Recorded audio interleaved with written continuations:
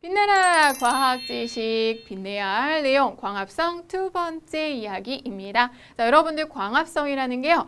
되게 간단해 보여. 물과 이산화탄소가 있어야 하고요. 빛에너지를 이용합니다. 포도당은 녹말로 저장이 되어 있죠. 포도당과 산소를 만들어주는데 엽록체에서 일어나요 라는 거 간단하게 생각을 할 수가 있긴 하거든. 근데 여러분들이 이 광합성을 할 때 무엇이 어떤 것들이 영향을 미치는지를 알고 있어야 돼. 이게 진정한 중등 광합성.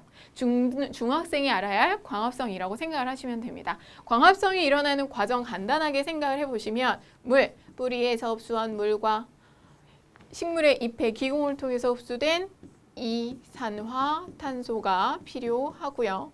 이 물과 이산화탄소가 빛에너지를 이용을 하죠. 엽록체에서 빛에너지를 이용해서 뭘 만들어? 포도당과 간단히 포도당이라고 쓸게요. 산소를 만들어주는데 이때 이 광합성에 영향을 미치는 요인 첫 번째 빛의 세기. 자, 여러분들 빛의 세기가 증가할 때, 그러니까 여러분들이 아침에 해가 뜨기 시작하면서부터 쨍 하고 12시 30분경이 최고로 높은 곳에 뜨잖아요.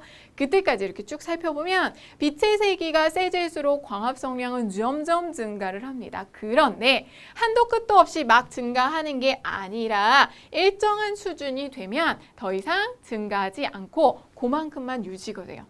자, 빛의 세기가 증가할수록 광합성량이 증가하다가 어느 정도 이상이 되면 일정해집니다. 그런데 옆에 보니까 이산화탄소의 농도, 광합성량, 그래프가 똑같네.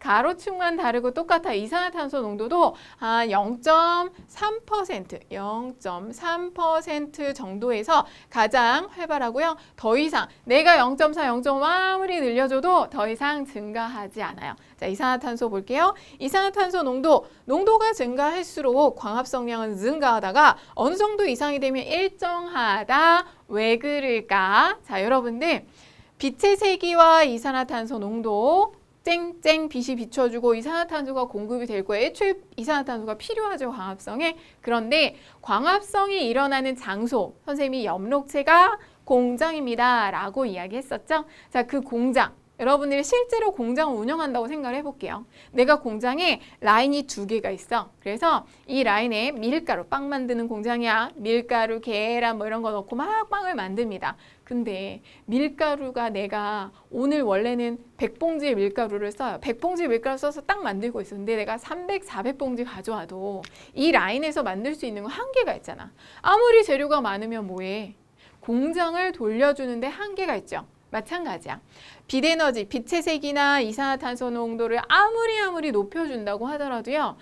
엽록체라는 공장이 한계가 있기 때문에 엽록체라는 공장의 한계 때문에 한도 끝도 없이 증가하지는 못합니다. 그 공장이 만들 수 있는 한계까지만 증가를 하고 일정하게 일정 수준 유지된다 알아두시면 되고요.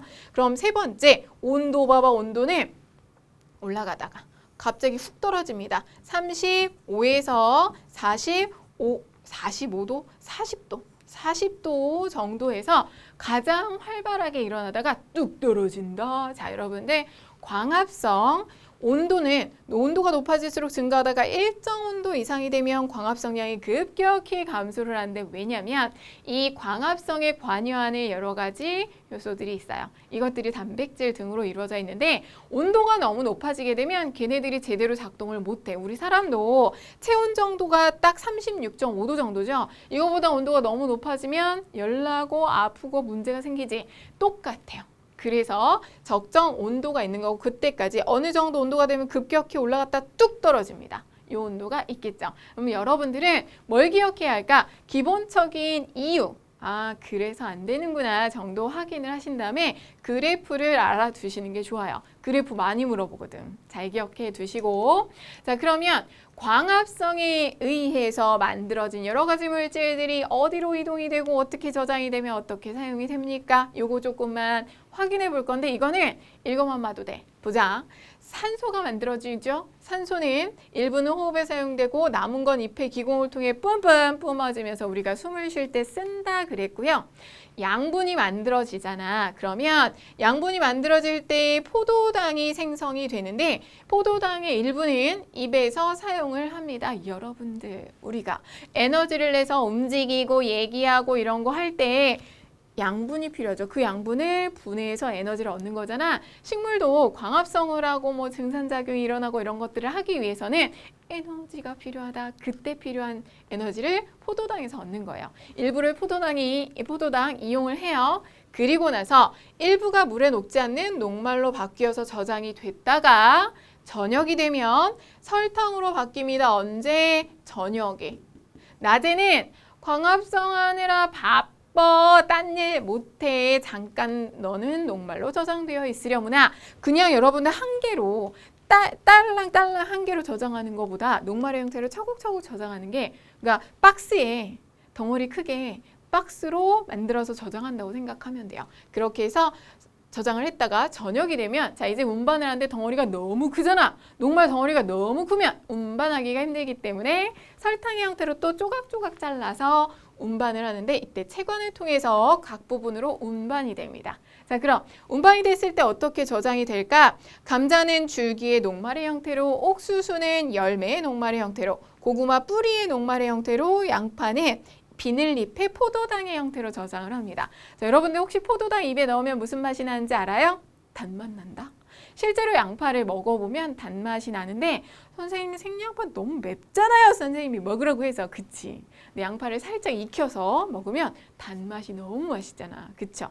안 먹어봤어? 근데 양파의 뭔가 그 느낌이 싫어서 안 먹는 친구들 많은데 양파를 익혀 먹으면 단맛이 되게 강해요. 포도당의 형태로 저장이 되어 있는 거고요. 포도, 열매, 포도당. 땅콩은 씨의 지방과 단백질의 형태, 깨도 씨의 지방 단백질, 콩은 씨의 단백질 형태. 이렇게 정말 다양한 형태로 다양한 곳에 저장을 하고 있습니다. 자, 이렇게 해주면 우리 친구들 중에는 가끔 답답한 친구들 이거 외우고 있어. 옥수수, 녹말, 열매. 뭘 외워. 내가 어디를 먹는지를 생각하세요. 여러분들이 여러 가지 식물들을 봤을 때 내가 감자를 줄기 부분 먹지, 옥수수 열매 먹지, 깨는 씨를 먹는 거지, 그걸 생각하면 돼. 우리는 양분이 저장된 걸 귀신같이 찾아서 골라 먹는 거야. 그렇게 정리를 하시면 돼요. 크게 어려운 거 없으니까 한번 읽어보시면 되는 부분인 거고, 광합성 산물의 이용 한 번 더 정리를 하면 산소는 여러 생물이 호흡하는 데 사용이 됩니다. 우리뿐만 아니라 모든 생물은 호흡을 해야만 하죠. 그때 산소를 사용을 하고요. 양분은 식물의 생명활동에 필요한 에너지를 얻는 데 사용을 합니다. 우리는 이 식물이 양분을 만들어서 저렇게 옥수수, 고구마, 감자, 보리 이런 것들로 생산을 해주지 않으면 우리는 양분을 얻을 방법이 없죠.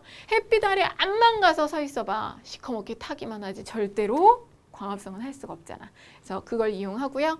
식물체의 세포를 구성하는 재료, 식물이 만들었으니까 본인이 쓰기도 하고 동물의 먹이로도 사용이 됩니다. 자, 여러 가지로 사용이 되는구나 라는 거 알아주세요.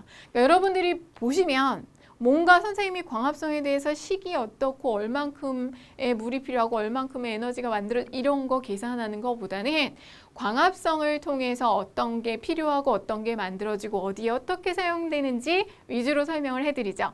그거 위주로. 그러니까 조금 내용이 어찌 보면 평이해졌다고 생각을 하시면 돼요. 그러니까 이 부분은 자꾸 읽어서 나의 지식으로 만들어주시면 되겠습니다. 여기까지 광합성 두 번째 마무리할게요.